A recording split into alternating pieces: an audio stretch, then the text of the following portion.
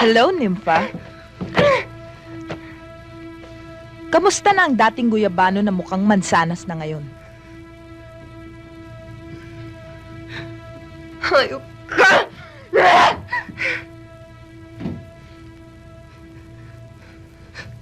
Ginamit mo ako. Ginamit niyo ako. Linoko niyo ako ni Errol. Ginamit mo lang ako. Mga walang hiya kayo. Hayop ka! Nag-enjoy ka naman eh, hindi ba? Walang hiya ka!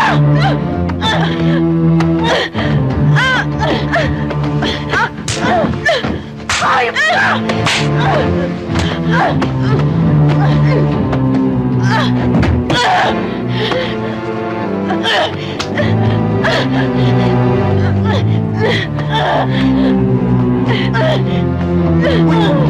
Tama na yan!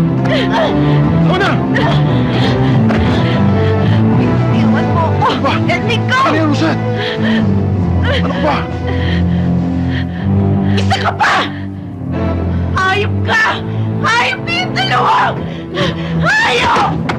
Tama na! Narilayo mo ka to! Tama na yan! Sabi tama na eh! Bitiwan mo ako! Huwag ka na magwala! Dahil tatapusin na namin ang pagdadrama mo. Magpapalit na kayo ulit ni Rosette ng pwesto.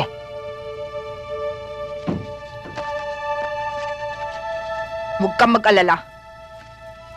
May bayad din ang pag-arte mo. Ayan!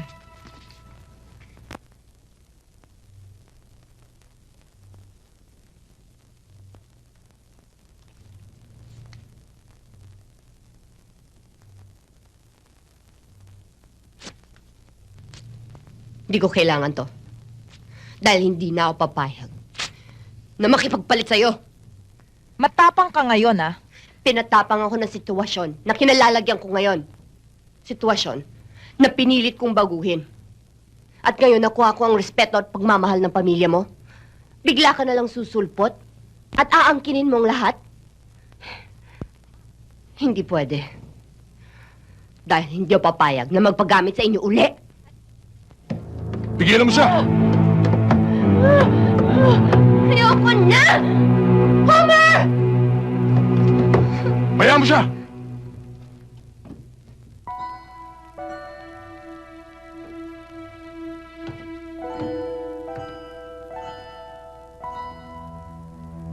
Sino sa inyong dalawang totoong Rosette? Ako! Ako. Kung ikaw talaga ang totoong Rosette, kailan at saan kayo kinasal ni Homer? Ikinasal tayo noong July 28, 1988 sa Hong Kong at sa Europe tayo nag-honeymoon. After a year, I gave birth to Celine. Ipinanganak ko siya noong February 28, 1989 to be exact. Siya nga si Rosette. Oh, si Nympha. Homer. Homer. Kung ikaw ang totoong Rosette, malaki ang kasalanan mo sa akin. Iniwan mo na kaming dalawa ni Celine para sa isang lalaki. Idinamay mo pa si Nympha. Homer, hindi ako! Sila ni Nympha! Homer? Homer! Errol!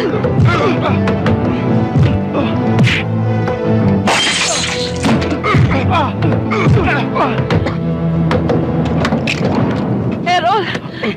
Mahayop kayo! Ako na ang niloko nyo! Ako pa gagalitin nyo! Homer, wag. Please. Homer, please. Bakit, Rosette?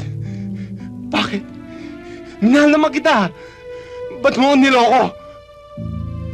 Because I hate you. I hate you! Sinira mo ang buhay ko.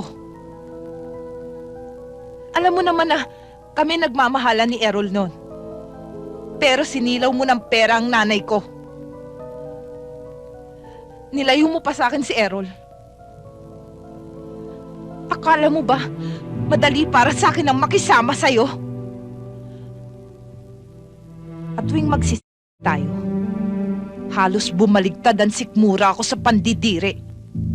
Kulang na lang magmumug ako ng alkohol tuwing magkahalikan tayo. At pagkatapos mo akong angkinin, tumatakas ako.